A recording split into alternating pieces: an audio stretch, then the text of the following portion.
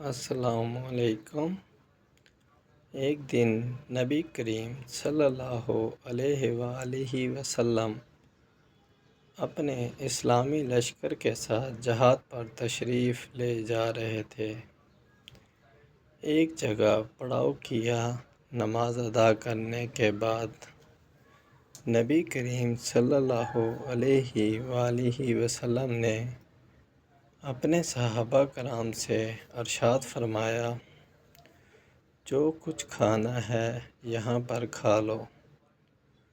جب کھانا کھانے کا لگے تو صحابہ کرام نے عرض کیا، یا رسول اللہ، روٹی کے ساتھ کھانے کو کچھ بھی نہیں ہے۔ اس وقت شہد کی ایک مکھی بن بھناتی ہوئی آ گئی۔ صحابہ کرام عرض کیا، یا رسول اللہ صلی اللہ علیہ وآلہ وسلم، یہ مکھی کیوں شور کر رہی ہے؟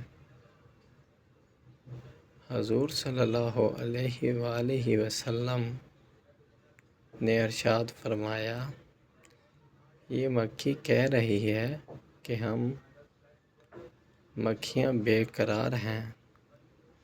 صحابہ کرام کے پاس سالن نہیں ہے، حالانکہ یہاں قریب ہی غار میں ہم نے شہد کا چھتا لگایا ہوا ہے۔ وہ کون ہے جو شہد لے آئے؟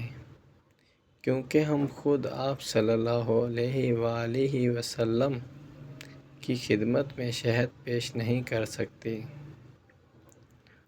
آپ صلی اللہ علیہ وآلہ وسلم نے حضرت علی کو حکم دیا کہ اس مکھی کے پیچھے چلے جائیں اور شہد لے آئیں۔ حضرت علی مکھی کے پیچھے چل پڑے اور غار سے شہد لے آئے۔ آپ صلی اللہ علیہ وآلہ وسلم نے وہ شہد صحابہ کرام میں تقسیم کیا۔ صحابہ کرام کے کھانا کھانے کے بعد مکھی پھر بھن بھناتی ہوئی آ گئی۔ صحابہ کرام نے عرض کیا، یا رسول اللہ صلی اللہ علیہ وآلہ وسلم، یہ مکھی اب کیوں شور کر رہی ہے؟ آپ صلی اللہ علیہ وآلہ وسلم نے فرمایا، میں نے اس مکھی سے ایک سوال پوچھا تھا، پھول تو کڑوے بھی ہوتے ہیں، پھیکے بھی ہوتے ہیں اور کچھ بد مزہ بھی ہوں، تو یہ تیرے منہ میں جا کر نہایت اور صاف شہد کیسے بن جاتا ہے؟ تو مکھی نے جواب دیا، رسول اللہ صلی اللہ علیہ وآلہ وسلم، ہمارا ایک امیر ہے اور سردار ہے اور ہم اس کے تابع ہیں۔ جب ہم پھولوں کا رس چوستی ہیں تو ہمارا امیر آپ کی ذات مقدس پر درود پڑھنا شروع کر دیتا ہے۔ ہم بھی اس کے ساتھ مل کر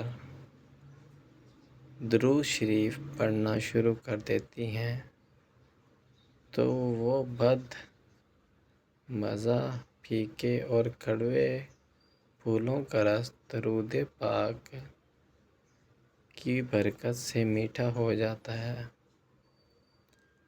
اور اسی درود پاک کی رحمت و برکت سے وہ شہد بن جاتا ہے اور اس میں ہر مرض کی شفا مل گئی ہے۔ جزاک اللہ خیر۔ ویڈیو اچھی لگی ہو تو چینل کو لائک اور سبسکرائب ضرور کیجیے گا۔